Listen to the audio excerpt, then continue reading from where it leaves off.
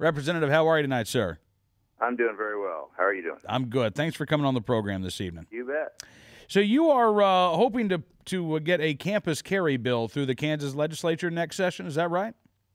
Well, it's actually a publicly owned building security act, and so it deals with all publicly owned buildings. Aha. Okay. Now, the press picked it up and called it Guns on Campus, and it is. But it's a little bit broader than that. All right. Now, there was a bill, as I understand it, that passed the House in Kansas in March of this year, but didn't make it out of the Senate. Did that deal specifically with campuses? No, and that's the same bill. Okay. We had such good success with that bill that I thought there's no reason not to push that forward. I actually introduced that bill last year because I was concerned with educating the public and getting them to think about what that concealed carry sign means, whether it makes you more secure or less secure. And so I introduced that bill and was delighted with the result, actually. I had a tremendous support for that. Really? And you know, the issue of the right to carry in general or campus carry specifically, I mean, it does appear to be gaining support around the country. We were talking last week with a member of the Texas State University student government. The student body there had passed a resolution in favor of campus carry. I guess there were some student government machinations that went on, and the resolution was ultimately tabled. But Colorado, you've got a campus carry at Colorado State University, at all of the community colleges in the state. It's the University of Colorado that is currently challenging campus carry laws. What's the attitude like in Kansas right now? It's very favorable from the public. Yeah. I think it's very disfavorable from the Board of Regents in Kansas that basically controls what goes on the campuses. So they oppose this very strongly. And is this a power struggle, you think, or are they legitimately opposed to the idea of right to carry holders being forced to disarm when they set foot on the campuses there? Well, I'm not exactly sure their logic. When I introduced this bill to get people thinking with their heads instead of with their hearts, yeah, instead of their feelings, and that was really my purpose. If people will think about this, do they think that sign is going to stop anybody that has evil intent from carrying? And I believe, and I'm coming to believe much more strongly, of course, I believe in Second Amendment, I believe in our Constitution, but these are issues that need to be pushed forward. What I say is I trust the average Kansan, and if he's got a concealed carry permit, he's been background checked, he's had the training, he's proficient with his firearm, and these are mature people. These are 21-year-olds, number one. Mm-hmm. You can't possess a handgun and not be 21 and do that legally in Kansas. So we're not talking about 18, 19, 20-year-olds on campus. And most of my thought is that staff on campus, and this bill included that. And this isn't just campus. I mean, this is public buildings. This is county courthouses. This is city halls. If they're not going to provide security to ensure that there's no weapons in that facility, then they can't post no concealed carry. And the bill included that people that work there and staff would have the right to carry concealed. Oh, really? Yes.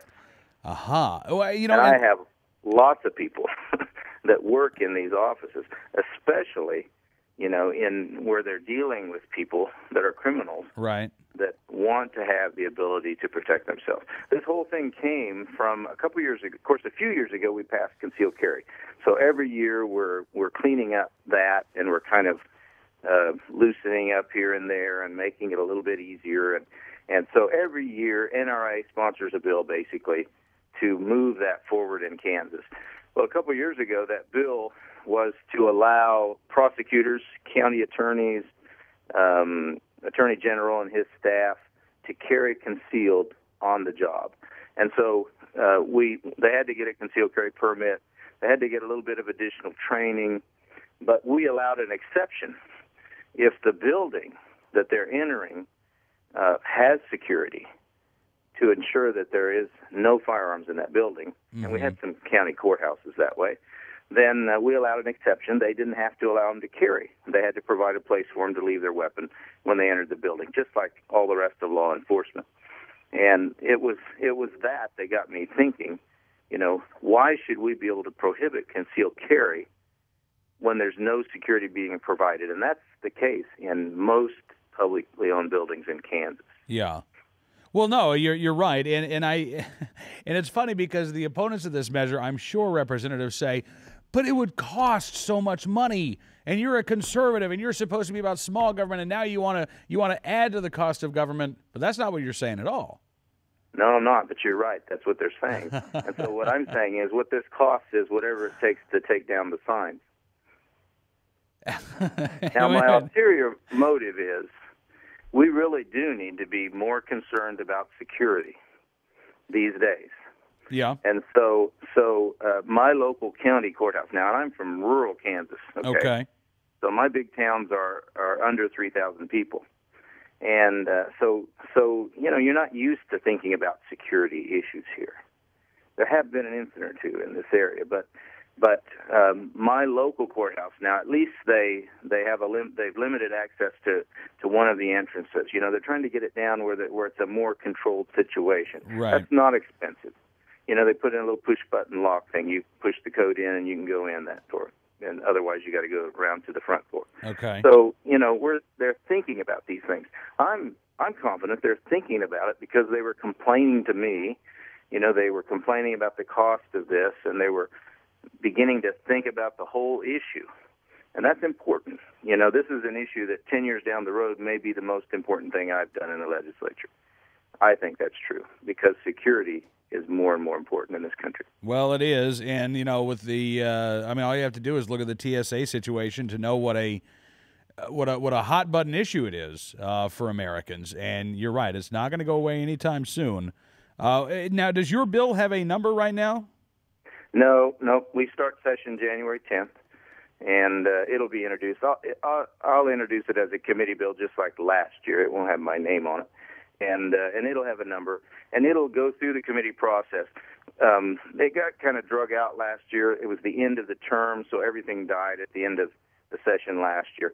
It's a 2-year term. We'll have 2 years if we need. There's no reason we would need that. Yeah. But it'll go through the process. The people for it and the people against it will come forward. But it had great support in the House last year. The Senate, it might have more trouble. I don't know. But here again, the main objective right now is to get people thinking about this. The more they think about it, the more they realize, the light turns on. And it's my idea that pretty soon private businesses will start to think about this too. And as people become more aware, private businesses will begin to consider the liability issues. If they post no concealed carry and they provide no security, what if something happens? Who's liable? Interesting. Well, Representative, I can't thank you enough for coming on the program tonight, sir, and look forward to talking again in the future.